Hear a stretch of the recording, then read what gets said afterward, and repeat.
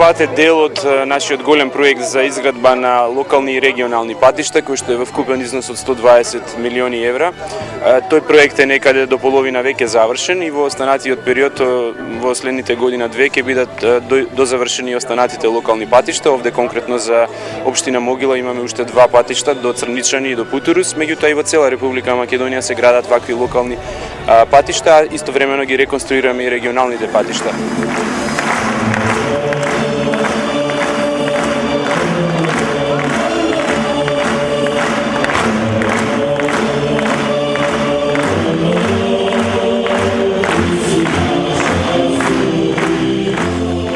Издржава шетаат две групи во исто време. Едната која што на граѓаните им нуди во едно кесуле по 100 грама кафе, по некој локум, по некоја наполитанка, и која што мисли дека се уште може на овие граѓани во 21. век, во 2011 година да им го земе гласот со 100 грама кафе. Ние доаѓаме со конкретни проекти, ние доаѓаме и да зборуваме за реформи, ние доаѓаме да зборуваме за патишта, ние доаѓаме да зборуваме за училишта, за игралишта. Така работевме и досега. Резултат на една таква работа е што доследно ги реализиравме проектите што ги ветивме, иако беше тежок период. Морам да кажам, беше многу тежок период со светската криза. Но ние така како што ветивме, работевме на изградба на патишта тука, работевме на асфалтирање на улици во Могила, заедно се разбира со локалната власт. Работевме на изградба на фудбалско игралиште, работевме на обезбедување на регионалниот водовод за да може граѓаните да пијат чиста вода. Така работевме и во делот на образованието, реновирање на училишта, изградба на повеќенаменски игралишта. Така работевме и во делот на здравството, каде што ги опремуваме болниците. Само така може да се подобри животот на граѓаните. И така ќе продолжиме и во иднина.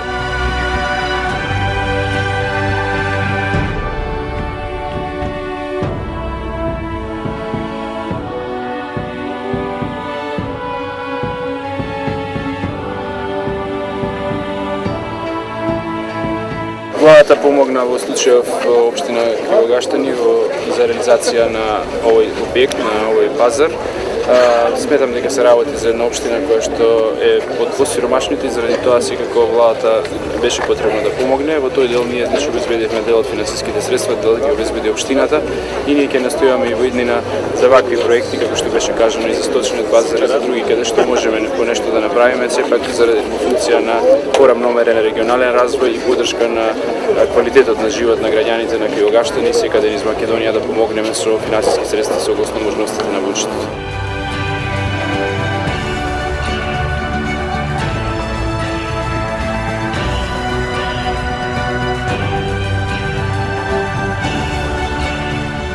И во најголемата светска криза, кога многумина ни велеа зошто не отстапите од некој од ветувањата, зошто не дадете помалку пари за земјоделците, ние рековме не може така. Ние сме луѓе што имаат образ и што држат до својот збор. Сме ветиле во преродбата во 100 чекори субвенции за земјоделците. Наспроти целата светска криза, до последен денар 260 милиони евра стигнаа во џебот на македонските земјоделци. Најмногу знаат тутунарите како изгледа тоа. Денеска во Република Македонија, оваа година, уште во мај месец, на почетокот на мај ги добивте парите за субвенции. Цели 26 милиони евра во Република Македонија беа исплатени само за субвенции за тутунот. Во времето на СДСМ, за сите субвенции имаше вкупно 5 милиони евра. Значи 5 пати повеќе ние само за тутунот даваме одошто СДСМ за сите субвенции. И вие добро знаете колку е сега поддршката од државата за другите земјоделски култури. Земјоделството е тешка и макотрпна дејност. Земјоделецот работи напорно, една година произведува повеќе, друга помалку, една година пласманот подобар, другата полош. Меѓутоа друго е кога знаете дека има влада што мисли на вас. Друго е кога знаете дека има влада што е дава поддршка. ВМРО ДПМН ќе ја дава и во иднина таа поддршка. 670 милиони евра во манифестот се предвидени за македонските земјоделци за субвенции. 2 пати повеќе од тоа што денес го имат.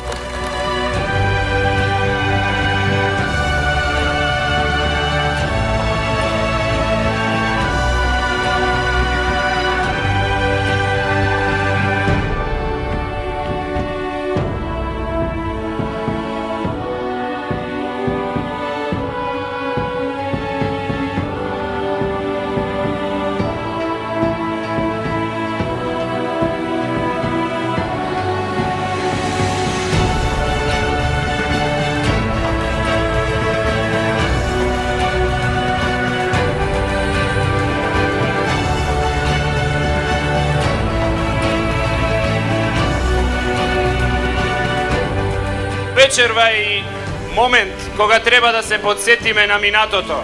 На минатото во кое што во 15 години еден темен облак ја имаше надвиснато Македонија. Една голема неволја се имаше надвиснато над Македонија.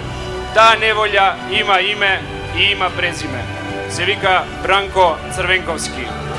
Но Бранко не беше сам во оваа суморна 15 годишна транзиција. Што вели народот, ако сакаш да го запознаеш човек каков му е карактерот, види со какви луѓе се дружи.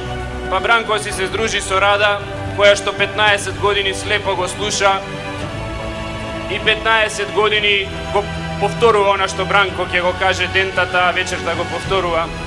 А Бранко се здружи, богами, и со мојот политички конкурент во 4-та изборна единица, Зоран Заев.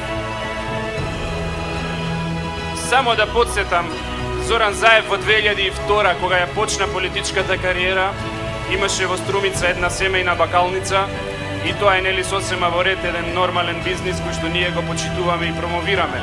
Но ве прашувам, драги прилепчани, вредни работници, како со две раце и дали некој од вас можеше со две раце и со честна работа за 8 години да го направи она што Заев го направи. Од таа бакалница да купи 10 фабрики, да купи 10 автомобили, 10 стамбени згради, пола Струмица и четвртина југоисточна Македонија.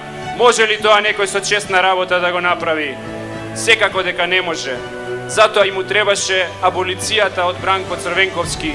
Затоа и му требаше Бранко да го спасува од правдата. И замислете, Бранко пред 2 дена без срам повторно изјави дека бил горд што го аболицирал Заев. Тој се гордее што аболицирал криминал.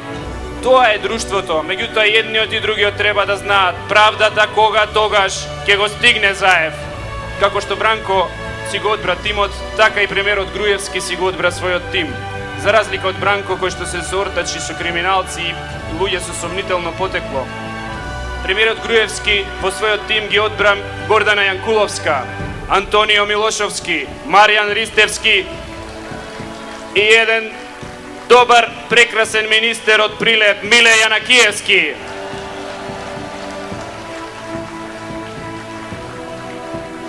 И ние во овие 4,5 години, иако во тие 4,5 години половина од мандатот беше под влијание на светската економска криза, работевме да ги исполниме оние работи што ви ги ветивме и што беа напишани во преродбата. Денеска, од кога помина кризата, сите се паметни. Што вели народот, сите генерали после битка се паметни.